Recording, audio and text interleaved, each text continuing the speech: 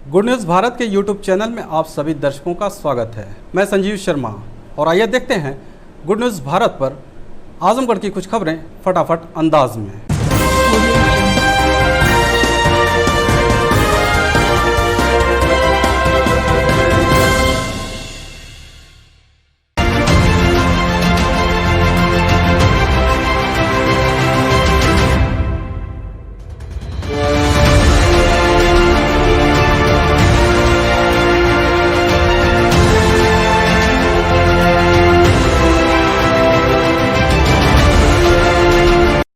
आजमगढ़ जिले में 6 दिसंबर को आई जांच रिपोर्ट में 7 नए कोरोना पॉजिटिव मरीज मिले हैं। सीएमओ डॉक्टर ए के मिश्रा ने इसकी पुष्टि की।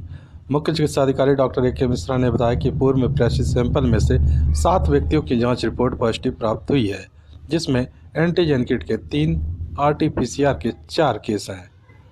मुख्य चिकित्सा अधिकारी डॉक्टर ए के मिश्रा ने बताया कि जिले में अब तक कुल 5,711 कोरोना पॉजिटिव मरीज पाए गए हैं। वर्तमान समय में 146 सक्रिय मरीज हैं। 5,470 मरीज स्वस्थ होकर डिस्चार्ज किए जा चुके हैं, तो वहीं 93 मरीजों की मौत हो चुकी है। बाबरी मस्जिद विध्वंस पर आजमगढ़ शहर के तकिया मोहल्ले में काला झंडा लगाकर मुस्लिम समुदाय ने मनाया काला दिवस, दुकानें रखी बंद। बता दें कि 6 दिसंबर को अयोध्या में बाबरी मस्जिद के विध्वंस पर हर वर्ष मुस्लिम समुदाय के लोगों द्वारा काला दिवस मनाया जाता है। इसी कड़ी में शहर के तकिया मोहल्ले में मस्जिद सहित अन्य जगहों पर काला झंडा फहराया गया। मुस्लिम समुदाय के लोगों ने अपने अपने प्रतिष्ठान और दुकानों को बंद रख काला दिवस के रूप में मनाया। हम तो सारी दुकानें बंद किए हुए हैं और अपना शोक मना रहे हैं दुकान बंद करके। मस्जिद तो नमाज होगी, लेकिन यह है कि वहाँ भी शोक के लिए दुआएँ की जाएंगी। काला झंडा भी लगा, हाँ, दिन भर दुकान। वहीं पुलिस महकमा भी सतर्क नजर आया। हर चौराहे व तिराहों पर पुलिस की कड़ी सुरक्षा व्यवस्था देखने को मिली। एसपी सिटी पंकज कुमार पांडे ने बताया कि सुरक्षा के पुख्ता इंतजाम किए गए हैं। हर तरफ शांति का माहौल है। ये रूटीन है और पूरा जनपद में फोर्स डिप्लॉय किया गया है और लॉ एंड ऑर्डर शांति व्यवस्था के लिए किया जाता है। जनपद में पूर्ण शहर। आजमगढ़ जिले के नेहरूहाल में बहुजन समाज पार्टी ने डॉक्टर भीमराव अम्बेडकर के परिनिर्वाण दिवस पर विचार गोष्ठी का किया आयोजन। नेहरूहाल में आयोजित कार्यक्रम में बहुजन समाज पार्टी के पदाधिकारियों व कार्यकर्ताओं ने डॉक्टर भीमराव अम्बेडकर की प्रतिमा पर श्रद्धासुमन अर्पित किया। विचार गोष्ठी को संबोधित करते हुए लालगंज की सांसद संगीता आज़ाद ने कहा कि बाबा साहब ने घोर अन्याय अपमान को सहकर हम सभी को न्याय सम्मान संविधान के माध्यम से दिया। सामाजिक आर्थिक गैर बराबरी को बाबा साहब खत्म करना चाहते थे, लेकिन उसे पूरा नहीं कर पाए। बाबा साहब ने कहा था कि राजनीतिक सत्ता वह चाबी है जिससे हर सामाजिक ताले को खोले जा सकते हैं। बाबा साहब ने आर्टिकल 340 के तहत पिछड़े समाज को आरक्षण देने का काम किया। उनके परिनिर्वाण दिवस पर सभी बहुजन समाज पार्टी के कार्यकर्ताओं ने ये संकल्प लिया है कि 2022 के विधानसभा चुनाव में यूपी में बसपा की सरकार बनाएंगे और बसपा सुप्रीमो मायावती को 5वीं बार मुख्यमंत्री पद की कुर्सी पर बिठाएंगे। कि हम सभी लोग यहाँ बाबा साहब की श्रद्धांजलि देने के लिए उपस्थित हुए हैं और एक संकल्प लेने के लिए उपस्थित हुए हैं आज के दिन कि बाबा साहब का जो अधूरा सपना था, जो समतामूलक समाज का सपना था, जो हमारे लोगों के राजनीतिक मास्टर चाबी एक हमारे हाथ में लेने का सपना था, उस सपने को पूरा करने के लिए आज हम सभी लोग संकल्पित होने के लिए यहाँ पे उपस्थित हुए हैं, ताकि 2022 में हम लोग बहुजन समाज पार्टी की सरकार बनाए और हमारी राष्ट्रीय अध्यक्ष बहन कुमारी मायावती जी को 5वीं बार उत्तर प्रदेश का मुख्यमंत्री बनाए। आजमगढ़ जिले के बड़ा नहर पुलिया के पास से पुलिस ने असलाह, कारतूस व चोरी की 3 बाइक के साथ एक युवक को किया गिरफ्तार। बता दें कि पुलिस अधीक्षक सुधीर कुमार सिंह के निर्देश पर निजामाबाद थाने की पुलिस बड़ा नहर पुलिया के पास वाहनों की चेकिंग कर रही थी। उसी दौरान बाइक से एक युवक आता दिखा और पुलिस ने जब उसे रोकने का इशारा किया तो वह भागने लगा। पुलिस ने घेराबंदी कर युवक को गिरफ्तार कर लिया। पुलिस ने उसके पास से एक असलाह व कारतूस बरामद किया। पूछताछ में उसने बाइक को चोरी का होना बताया। कड़ाई से पूछताछ के दौरान युवक के निशानदेही पर पुलिस ने 2 अन्य चोरी की बाइक को भी बरामद कर लिया। पकड़ा गया युवक रोशन यादव बिलरियागंज थाना क्षेत्र के तुर्क पकड़ी गांव का निवासी है। आजमगढ़ डीएम राजेश कुमार ने जिले में 2 नए कंटेनमेंट जोन बनाए जाने की घोषणा की। जिलाधिकारी ने बताया कि कंटेनमेंट जोन के निर्धारण के संबंध में दी गई व्यवस्था के अनुसार जनपद के मोहल्ला न्याय मार्ग रैदोपुर नगर पालिका परिषद आजमगढ़ राजकीय आवास रैदोपुर नगर पालिका परिषद आजमगढ़ का संपूर्ण क्षेत्र कंटेनमेंट जोन होगा। इन क्षेत्रों में कंटेनमेंट जोन प्रोटोकॉल का 100% अनुपालन सुनिश्चित किया जाएगा, जिसमें कॉन्टैक्ट ट्रेसिंग चिकित्सा अधिकारी द्वारा किए गए रिस्क निर्धारण के आधार पर व्यक्तियों को होम या इंस्टीट्यूशनल क्वारंटाइन किया जाना है। आजमगढ़ जिले के मंचोभा गांव में बिजली का करंट लगने से महिला झुलसी, जिला अस्पताल में भर्ती, हालत गंभीर। बता दें कि शहर कोतवाली क्षेत्र के मंचोभा गांव निवासिनी 50 वर्षीय रामावती घर में बिजली के बोर्ड में प्लग लगा रही थी। इसी दौरान वह करंट की चपेट में आने से बुरी तरह से झुलस गई। रामावती को परिजन आनंद फानंद में जिला अस्पताल में भर्ती कराए हैं, जहां उसकी हालत गंभीर बनी हुई है। आजमगढ़ जिले के हाफिजपुर गांव निवासी 3 वर्षीय मासूम गर्म कढ़ाई की तेल में गिरने से गंभीर रूप से झुलसा, जिला अस्पताल में भर्ती। बता दें कि शहर कोतवाली क्षेत्र के हाफिजपुर गांव निवासी मनोज चौहान का 3 वर्षीय पुत्र अंश अपनी मां के साथ मऊ जिले के घोसी कोतवाली क्षेत्र के डाढ़ा गांव अपने ननिहाल में किसी मांगलिक कार्य में शामिल होने गया था। वहां पर हलवाई भोजन बना रहे थे। उसी दौरान अंश खेलते हुए वहां पहुंचा और गर्म तेल की कढ़ाई में गिर गया, जिससे वह गंभीर रूप से झुलस गया। गंभीर हालत में परिजन उसे जिला अस्पताल में भर्ती कराए हैं, जहां उसकी हालत नाजुक बनी हुई है। आजमगढ़ जिले के भड़सारी बाजार के पास तेज रफ्तार बोलेरो ने बाइक को मारी टक्कर। हादसे में एक युवक गंभीर रूप से घायल, जिला अस्पताल में भर्ती। बता दें कि मेहनगर थाना क्षेत्र के भड़सारी गांव निवासी 32 वर्षीय पवन बाइक से किसी कार्यवश बाजार जा रहा था।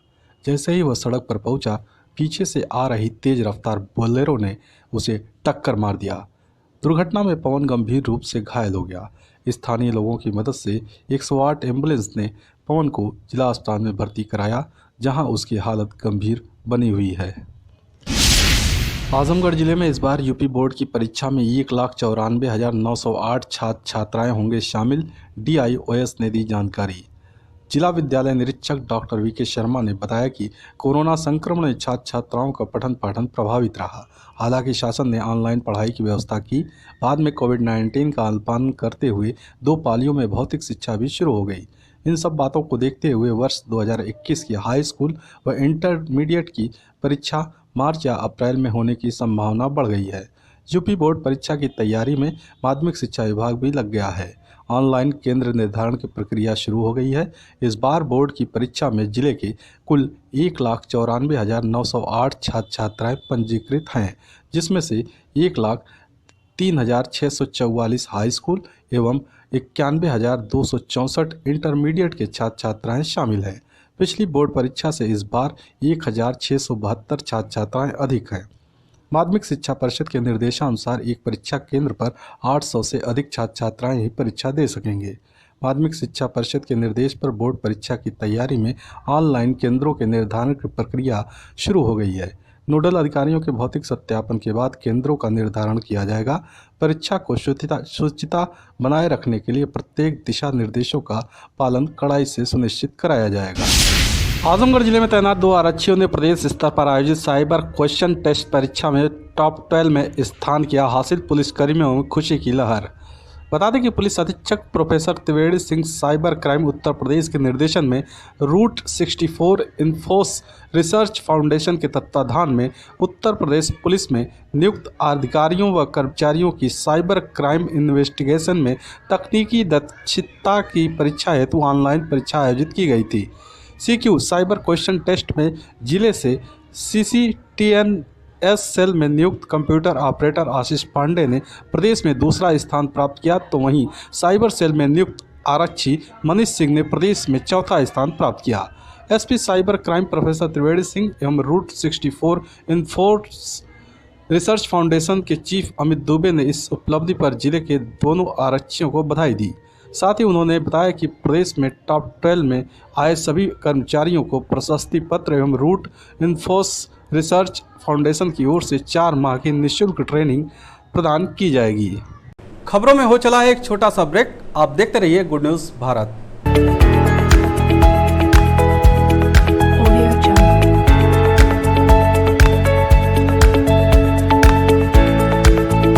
ब्रेक के बाद एक बार फिर से आपका स्वागत है और आइए देखते हैं आजमगढ़ की खबरें फटाफट अंदाज में।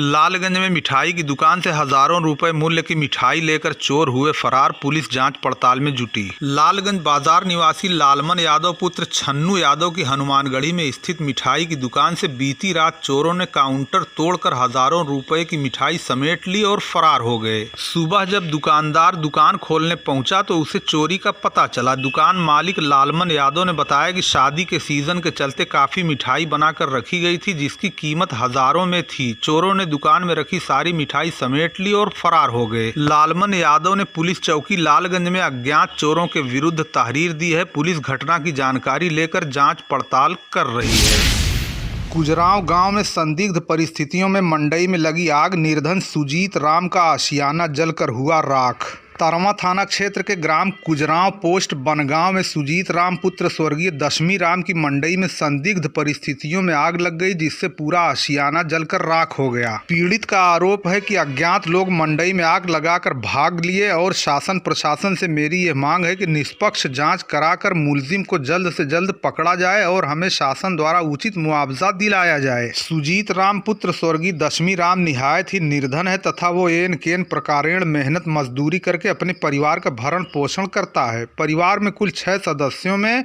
2 लड़के और 2 लड़कियां और पति पत्नी हैं। चंद्रावती देवी पत्नी सुजीत राम ने सरकार से आग्रह किया है कि उसे मुआवजा दिलाया जाए। लाते तो हम सब खाते पीते हैं और 4 बच्चे हमारे पास हैं और इसमें एक ही मड़ई थी। घर जो था मिट्टी का वो सब गिर गया था बरसात की वजह से। हम सब मड़ई ढक कर रह रहे थे, गरीब आदमी हम लोग हैं। वो उसमें बकरी थी, गद्दा रजाई थे, हम सब बच्चे लेकर सो रहे थे। वो तो मैं मौके से मेरी नींद खुल गई कि मैं जाग गई कि अपने बच्चों को लेकर उठकर भगी वहाँ से और हमारा सब कुछ इसमें जल गया। हम सरकार से निवेदन करते हैं, हम लोग कहाँ जाएंगे, कहाँ रहेंगे, किससे मांगेंगे, खाएंगे, हमारे कुछ मदद करे। यहाँ पे रात को हम लोग सो गए थे। 11 बजे रात में कोई हमारे मड़ई में आग लगा दिया, जिससे हमारा नुकसान हो गया। गेहूँ हुआ, भूसा हुआ, जिसमें साइकिल भी हमारी नुकसान हो गई और सामान था जो वो भी नुकसान हो गया। और भी क्या चीजें थी उस मंडी में?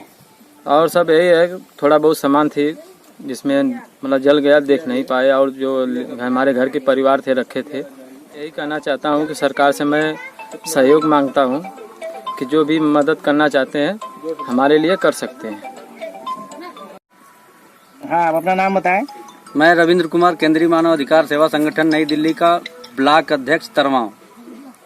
मैं यहाँ कुजराव ग्राम में आया हूँ, जहाँ पर एक मंडई जल गई है और निहायत ही गरीब लोगों की मंडई है, जो रियासी मंडई है, जिसमें खाना वगैरह बनता था। और इस एवज में मैंने यहाँ के क्षेत्रीय लेखपाल जी से बात किया तो उन्होंने कहा कि दैविक आपदा में ही कोई जो है वो मिलता है, अनुदान मिलता है, और ऐसे मैं वहाँ पर कुछ नहीं कर पाऊँगा और ना ही जो है कि मैं वहाँ पे रिपोर्ट लगाऊंगा।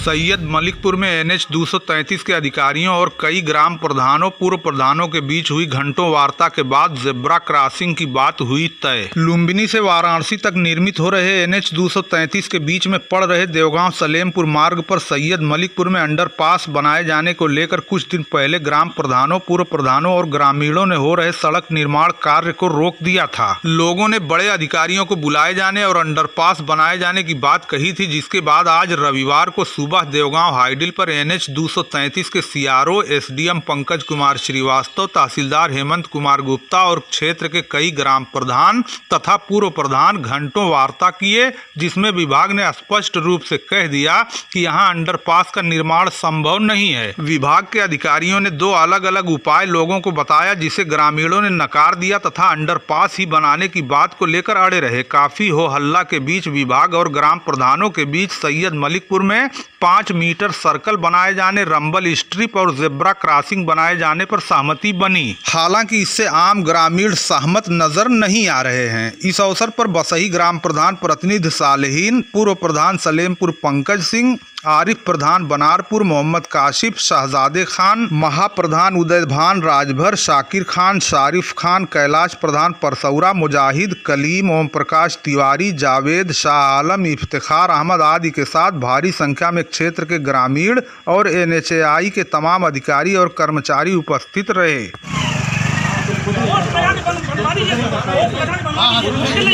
अरे तो कितने दिन फोर्स लगाएंगे, बनवाओ जनता को रोक लेंगे।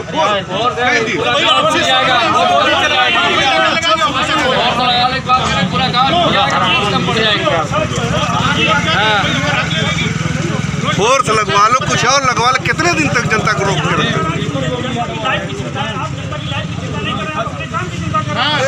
अपने मालिक की भलक चिंता करो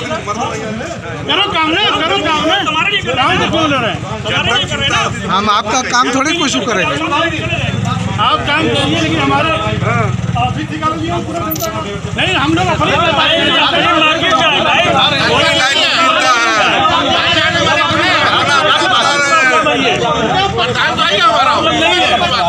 भाई जब वो गांव का प्रधान है तो सबका है ना, वो किसी एक का अकेला वो थोड़ी है। वो गांव के प्रधान का मतलब क्या होता है कि गांव ने उसको चुना, अकेला ना। ये जब चौराहे को थोड़ा बड़े दायरे में बना देंगे तो एक्सीडेंट भाई चौराहा अच्छा बनेगा, साइलेंस रहेगा, सब कुछ रहेगा। बस एक रिक्वेस्ट है, वो आपकी समस्या है, वो रिक्वेस्ट आपकी है कि भाई हमने कर दिया तो हो जाएगा। नॉर्मल टाइम नहीं है, इसको स्पीड ब्रेकर नहीं बोलते, रंबल स्टिक बोलेंगे, और इसको प्रॉपर इसकी कलरिंग होगी। जेब्रा ब्रेकर क्या सर? हाँ वो भी बनेगी, जेब्रा ही बनेगा।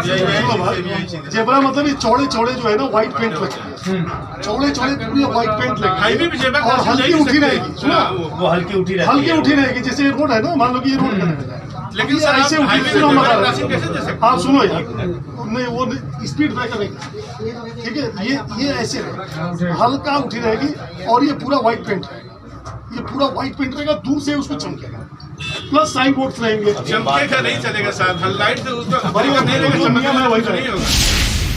रेतमा चंद्रभानपुर में पूर्व सांसद नीलम सोनकर के नेतृत्व में मतदाता पुनरीक्षण अभियान के तहत नए मतदाताओं का भरा गया फार्म। भाजपा मंडल लालगंज के कार्यकर्ताओं द्वारा विधानसभा मतदाता पुनरीक्षण अभियान के तहत बूथ संख्या 264 रेतवा चंद्रभानपुर में मुख्य अतिथि प्रदेश उपाध्यक्ष और पूर्व सांसद लालगंज नीलम सोनकर के नेतृत्व में 1 जनवरी 2021 को 18 वर्ष पूर्ण कर रहे नागरिकों को मतदाता बनाने के लिए प्रारूप 6, विलोपन के लिए प्रारूप 7, संशोधन के लिए प्रारूप 8 फार्म व्यापक रूप से भरे गए। प्रदेश उपाध्यक्ष नीलम सोनकर ने बूथ समिति के सदस्यों को पार्टी का फीता भेंट करके सम्मानित किया। कार्यक्रम की अध्यक्षता लालगंज मंडल अध्यक्ष रजनीकांत त्रिपाठी और संचालन संयोजक और मंडल महामंत्री आदर्श कुमार राय ने किया। 21 सदस्यीय बूथ समिति को संबोधित करते हुए मुख्य अतिथि ने कहा, प्रत्येक बूथों पर नए मतदाता बनाकर आगामी 2022 के विधानसभा चुनाव में भाजपा को विधानसभा की 5 सीटें जिताकर लालगंज में कमल खिलाने की जिम्मेदारी आप सभी के ही कंधों पर है। इस अवसर पर जिला मंत्री संचिता श्री चौहान, संतोष तिवारी, सच्चिदानंद तिवारी, अशोक राय, विशाल राय, आनंद कुमार राय, सौरभ सिंह, संतोष तिवारी,